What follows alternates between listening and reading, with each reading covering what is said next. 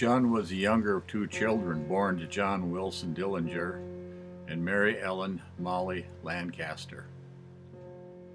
This is John Dillinger's sister, firstborn. Wedding picture of John Wilson Dillinger and Mary Ellen Molly Lancaster. Dillinger's father was a long-time devout churchgoer who owned a neighborhood grocery store and some rental property. John Sr. was reportedly a harsh and strict father.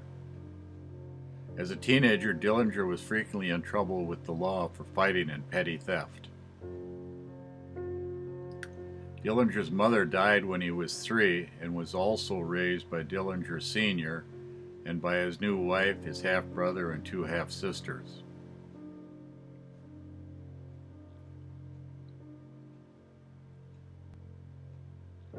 All the local kids were kind of a wild bunch.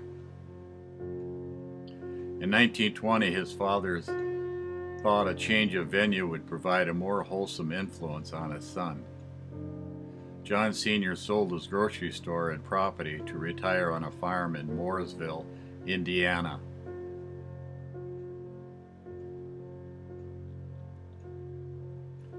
June 1919, Dillinger quit school at the age of 16, not due to any trouble, but to work in an Indianapolis machine shop. In 1922, upcoming trouble with the law led him to enlist in the United States Navy. He was assigned aboard the battleship USS Utah.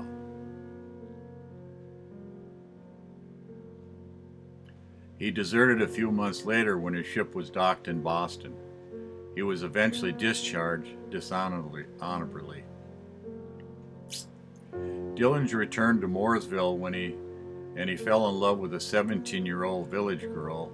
The two were married on April 12, 1924. They were divorced while he was in prison. During the summer of 1924, Dillinger played shortstop on the Martinsville baseball team where he met and befriended Edgar Singleton. October 24th, Edgar Singleton convinced Dillinger to rob a local grocery store, and when Dillinger went to court, he got 10 to 20 years in prison.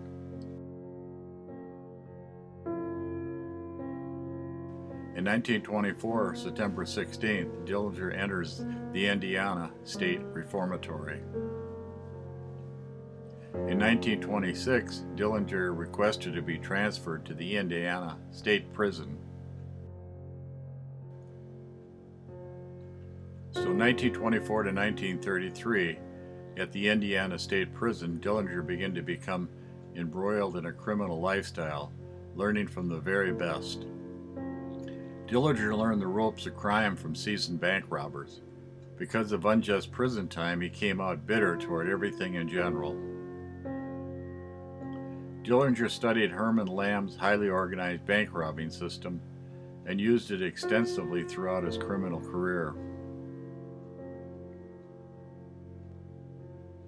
April 23rd, Dillinger was given a pardon. Dillinger entered an economy that was the worst 10 years of the Great Depression. Crime and hopelessness was everywhere. Dillinger left prison with underworld contacts, bleak prospects, a promise to help his fellow bank robbers to escape from prison, and a belief that a skilled bank robber could get rich. While in the Indiana State Penitentiary, Dillinger learned all about Mary Jenkins Longnacker from her brother, James Jenkins, a convicted murderer. Mary was an unhappy, married, 23-year-old Dayton, Ohio resident. Dillinger robs at least 6 banks in roughly 4 months when pardoned from prison. Besides banks, he does other smaller crimes. June 1933, Dillinger and 2 men robbed the new Carlisle National Bank in Ohio to get money to help his pals in prison buy guns. July 17th, Dillinger, Harry Copeland, and Hilton Crotch robbed the commercial bank in Daleville, Indiana. Dillinger takes Mary Longnecker on a 10-day trip to the Chicago World's Fair and even helps pay for her divorce later.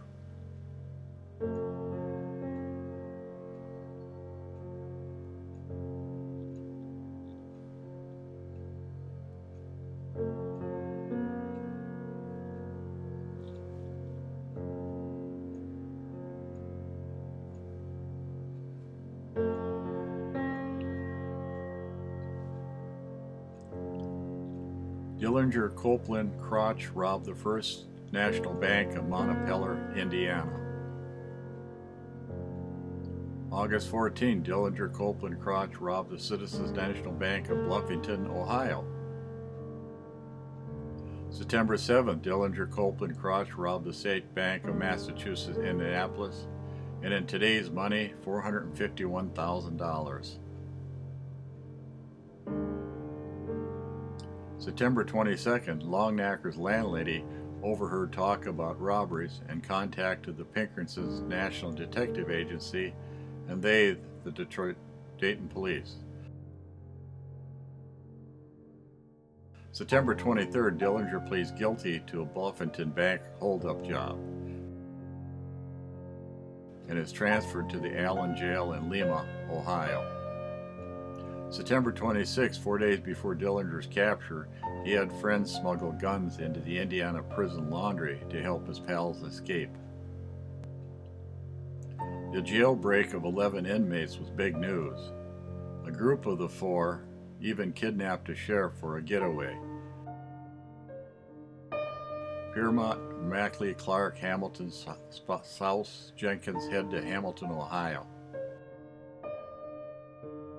September 30th, on the way to hideout in Ohio, a car chase and Jim Jenkins falls out of his car and is later killed. The other four get away to Hamilton, Ohio. Dillinger is housed in the Lima, Ohio Allen County Jail. Piermont, Mackley, Clark, Hamilton spouse safely hiding out make it their goal to free Dillinger. Before the attempt to free Dillinger, they need money to operate. Piermont, Mackley, Hamilton, and Clark robbed the First National Bank in St. Mary's, Ohio. October 12th, Piermont, Mackley, Hamilton, and Copeland go to Lima, Ohio jail and help Dillinger escape. When the sheriff Jesse Saber asks for their credentials, Piermont shoots Saber dead, then releases Dillinger from the cell.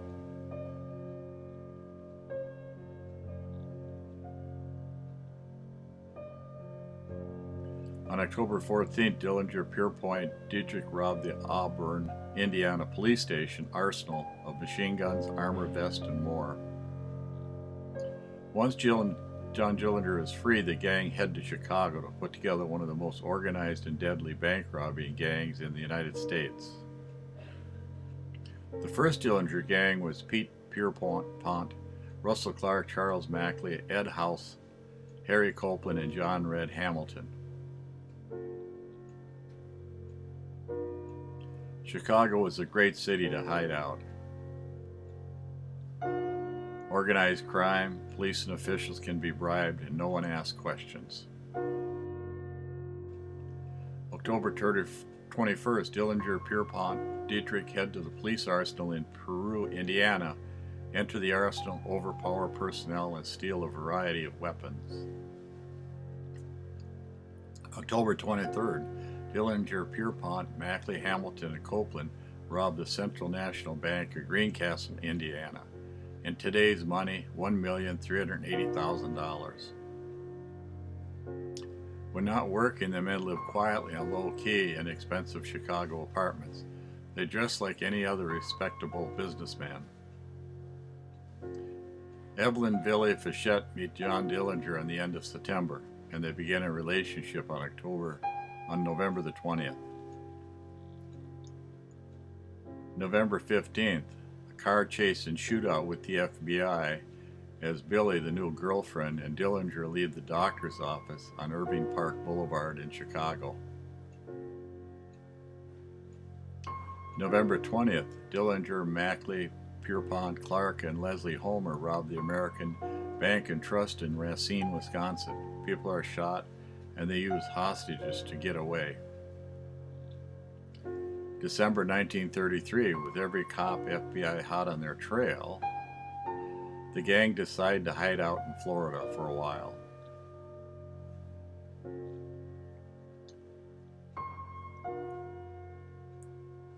December 15th, John Dillinger and Billy Frechette drive to Daytona Beach, Florida, where they meet up with Russell Clark and Opal Long, Harry Pierpont, and Mary Kinder.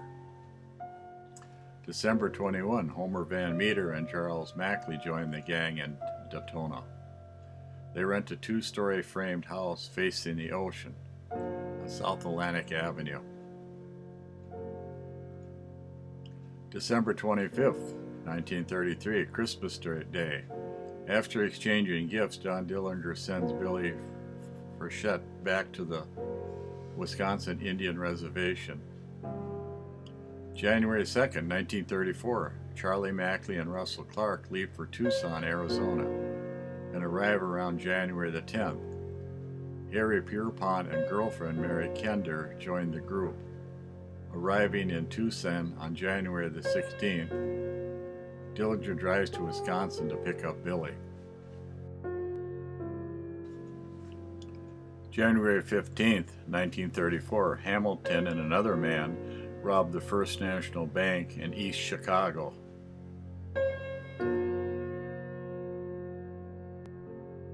The January 15th, the robbery goes badly. Hamilton is wounded and Dillinger is blamed for killing police officer William Patrick O'Malley during their escape.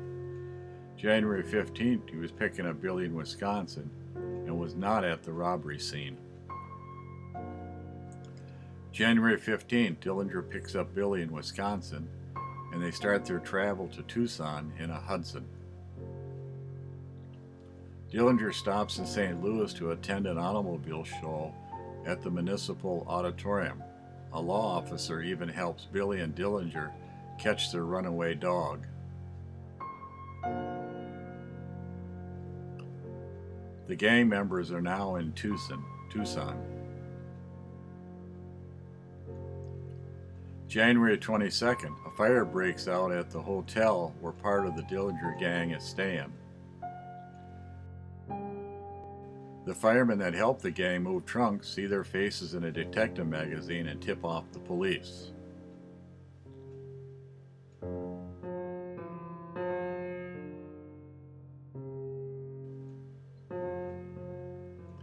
January 24th, Dillinger and Frechette arrive a day or so after the fire and register at a bungalow nearby.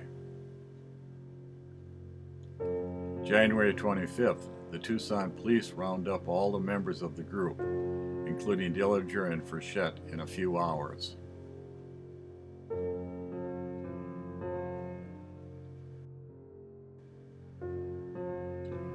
Tucson police mugshots.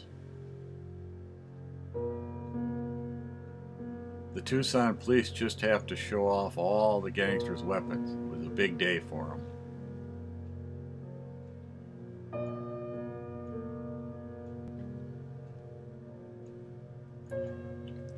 January 26, appearing in court, they are returned to the Midwest to stand trial. January 30th, Dillinger arrived back to Indiana with Police Captain Matt Leach to stand trial for the murder of O'Malley.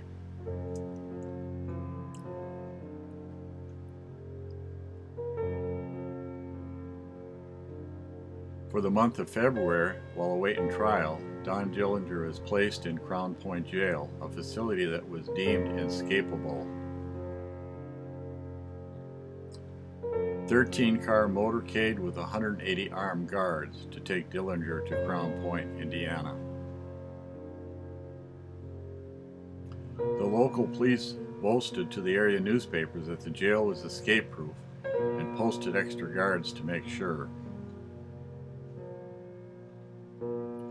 The photographer newsreel asked Dillinger to pose with law enforcement officials. He obliged and placed his elbow on the shoulder of the Indiana State Prosecutor, Robert Estill.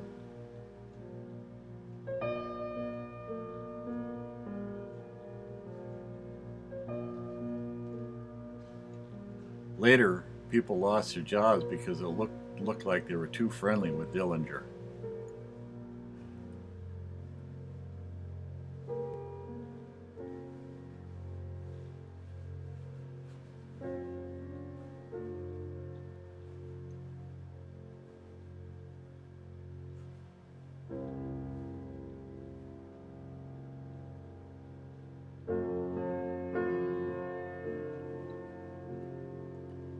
His lawyer was Louis Buquet, Esquire, and Arthur O'Leary. February 9th, indicted for murder, Dillinger, along with a lawyer, prepare for his trial on March 12th.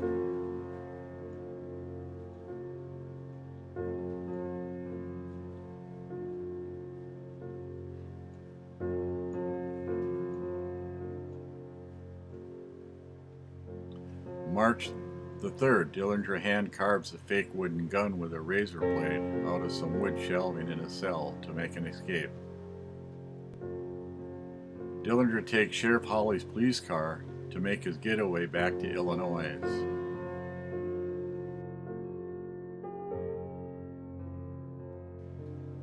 But in the process, he crossed state lines with a stolen car, a felony, and drew the attention of the FBI.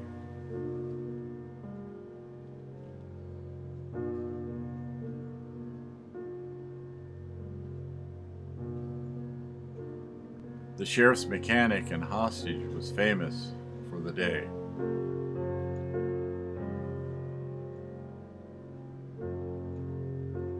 On March 16, Herbert Youngblood, a fellow escapee from Crown Point, who drove the sheriff's car out of Crown Point with Dillinger, was shot dead by 3 police officers in Port Huron, Michigan.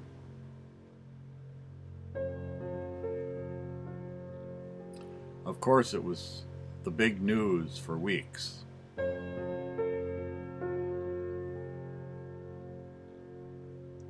After escaping from Crown Point, Dillinger reunites with his girlfriend, Billy Frechette, just hours after his escape at her half-sister Patsy's Chicago apartment, where Billy was also staying.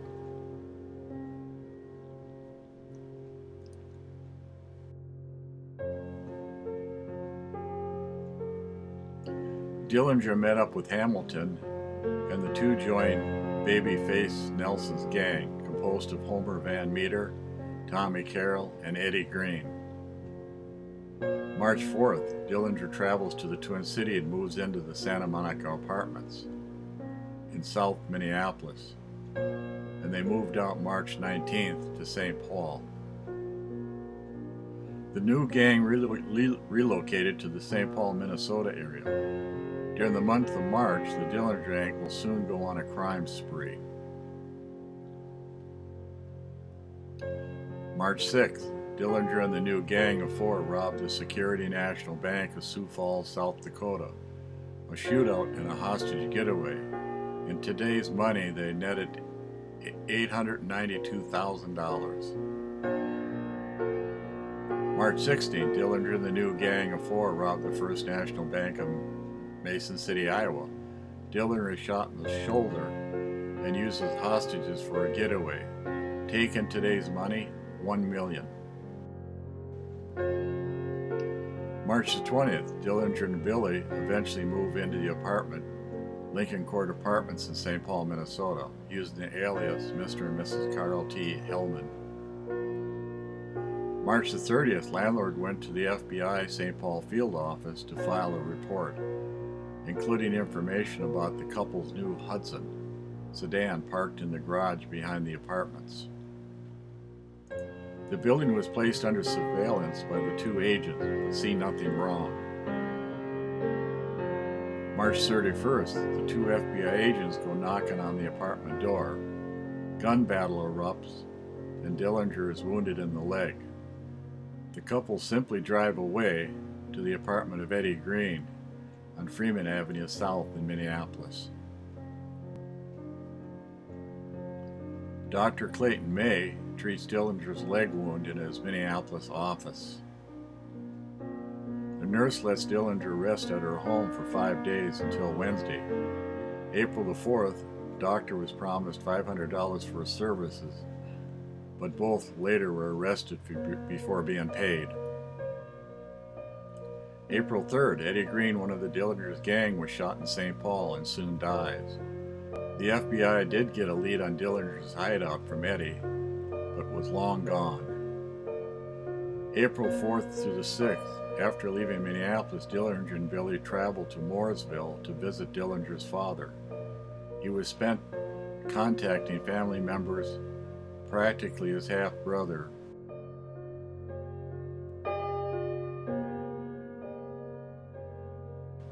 April 6th, Herbert and Julia leave Mooresville 8 p.m. and proceed to Ohio to see Joseph and Lena Pierpont, Harry's parents. The Piermonts were not home, so the two head back to Mooresville around midnight. On April 7th at approximately 3:30 a.m., Herbert falls asleep at the wheel and rams a car driven by Mr. and Mrs. Joseph Manning near Noblesville, Indiana. They crash through a farm fence and about 200 feet into the woods. Both men eventually make it back to Mooresville Farm. April 7th, in the morning, Billy, Herbert, and Herbert's wife purchase a 4-door V8, registered in the name of Mr. Fred Penfield. Swarms of police are called to the accident scene. Found in the car are maps, machine gun magazine, a length of rope, and a bullwhip. April 8th, on Sunday, the Dillingers enjoyed a family picnic while the FBI had the farm under surveillance nearby. Eventually, Norman, driving the V8, proceeded with Dillinger and Billy to Chicago, where they separate from Norman. The following afternoon, Monday, April 9th, Billy had an appointment at a tavern on North State Street. Billy went in first. She was soon arrested by an agent, but refused to reveal Dillinger's whereabouts. Dillinger was waiting in his car outside of the tavern and then drove off unnoticed. The two would never see each other again. Dillinger reportedly became very upset after Billy was arrested. The other gang members tried to talk him out of rescuing her, but Van Meter knew where they could find bulletproof vests in Warsaw, Indiana.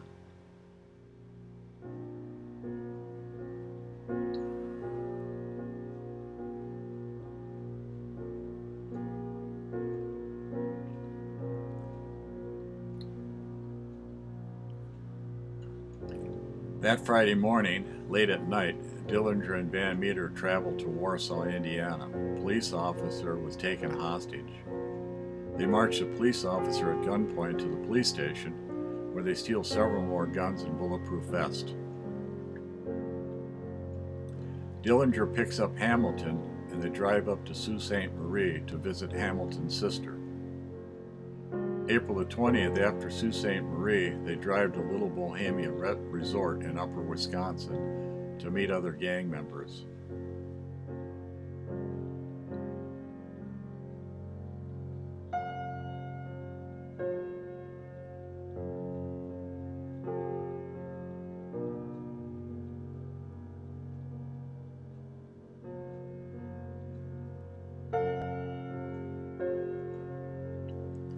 April the 20th, soon after their arrival, the Little Bohemia owner recognizes his new guest as the famous John Dillinger.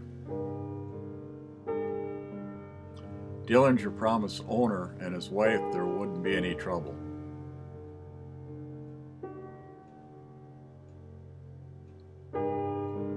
However, because the gang's other members made the owner's wife fear for her family's safety, she passed his message to her brother-in-law to call the feds. April 22nd, 1934, the lodge owner's dogs alert the gang. 3 drunk CCC workers driving out of Bohemia get shot by the FBI. 1 killed, and a gun battle begins. Gang members open up their weapons. FBI and police open up their weapons.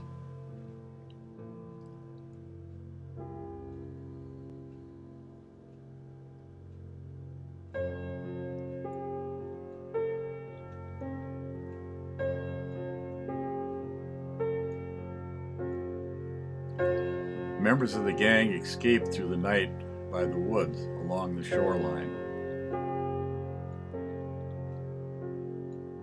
Escaping through the woods, Dillinger, Hamilton, Van Meter, Carroll head one way. Nelson heads the opposite direction. All have to leave their girlfriends behind. Dillinger, Hamlin, Van Meter, Carroll steal cars from local residents. Babyface Nelson shoots up an FBI car, killing one and wounding two others, and later steals a getaway car. The ladies left behind go to court later. Melvin Purvis from Chicago and the Freds look like fools. They can't capture the gang and also wind up killing residents.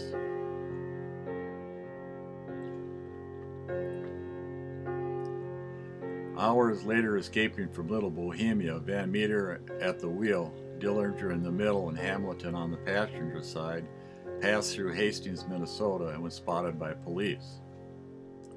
April 23rd, Dillinger breaks out the back window and begins a .45 caliber pistol fire. During the gun battle to St. Paul, Hamilton was seriously wounded. The car was found in St. Paul, blood-stained.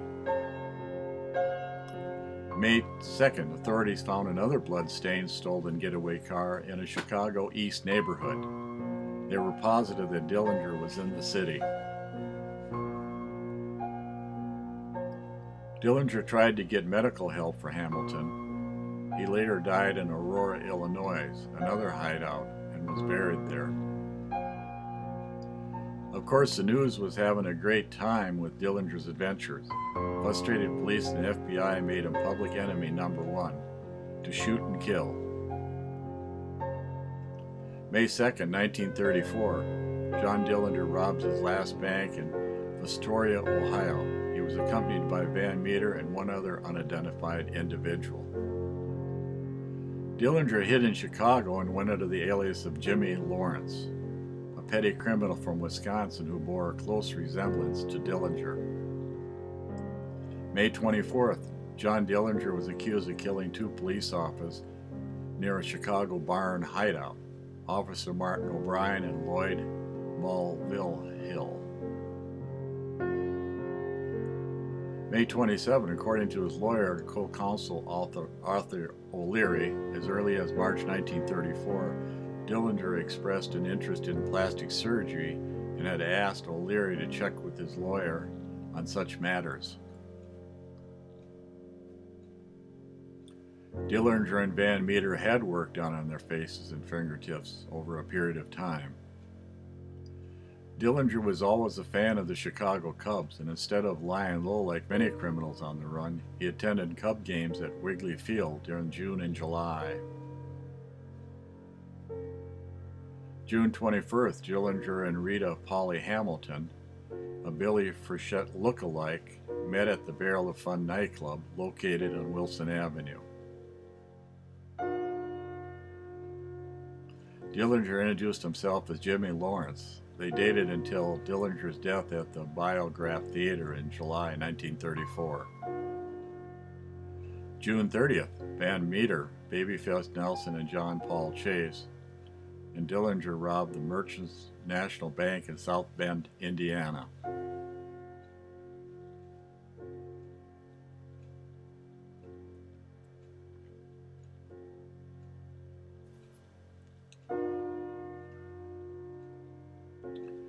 Police officer Howard Wagner was shot and killed at the South Bend bank robbery. It's not known for sure how Dillinger met Anna Sage, the lady in red later, who later turned in Dillinger. Some stories say their relationship went back several years. Some stories say that Dillinger met Sage, the lady in red, by his girlfriend Polly Hamilton, pitcher, who worked for Sage.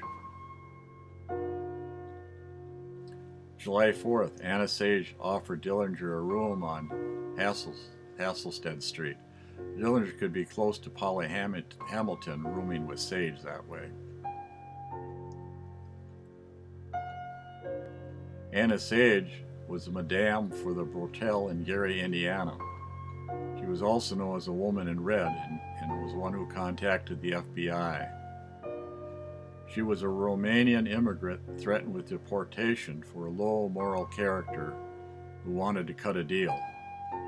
She offered agents information on Dillinger in exchange for their help in preventing her deportation, and was still deported anyway.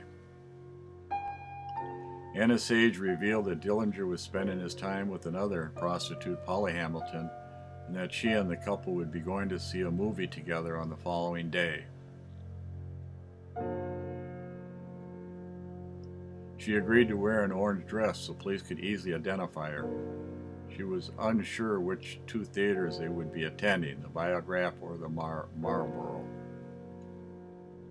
A team of federal agents and officers from police forces from outside of Chicago was formed, along with a very small number of Chicago police officers. Purvis was the FBI agent in charge of the Chicago office. July 22nd, when the film ended, Purvis FBI agent stood by the front door and signaled Dillinger's exit by lighting a cigar. Dillinger spotted the FBI, ran into the nearby alley, where he was gunned down.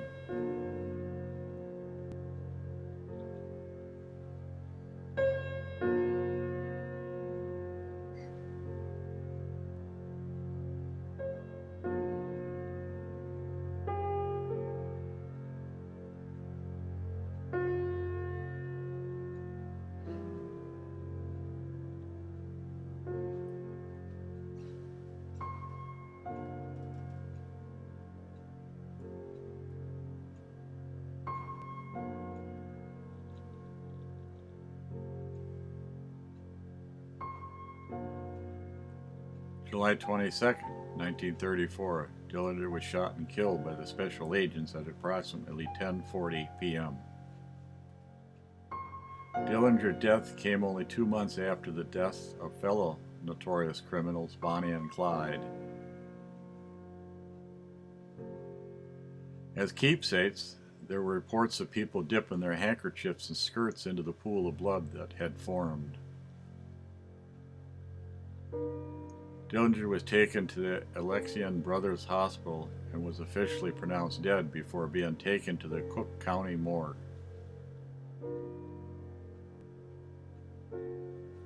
A death mask was made of Dillinger for historic and commercial purposes.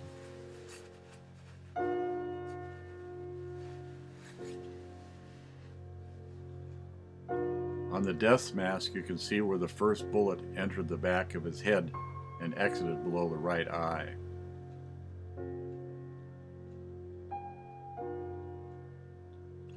Throughout the next day, thousands of people had shuffled past Dillinger's body before it was taken to the Chicago McCready Funeral Home. Dillinger Sr. drives to Chicago to pick up John and identify the body, and returned to the Harvey Funeral Home in Mooresville. Dillinger was buried on July 25, 1934 at the Crown Hill Cemetery in Indianapolis.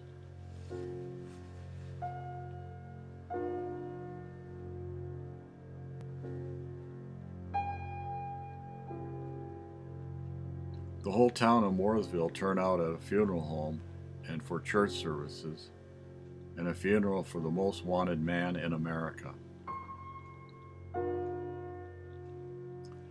Melvin Purvis, FBI, the laughingstock of St. Paul and Little Bohemia, suddenly found himself a national hero. To defray the cost of John's funeral, Dillinger Sr. and Herbert, Audrey and her husband took to the stage as a family tour.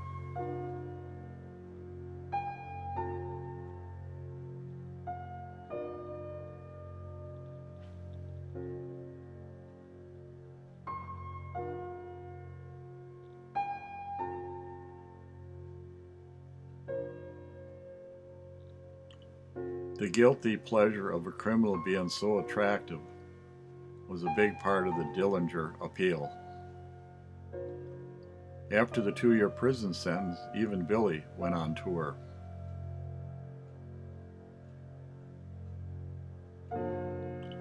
Hoover's FBI won the publicity war, at least in the short term. Bringing down Dillinger became the FBI's founding myth.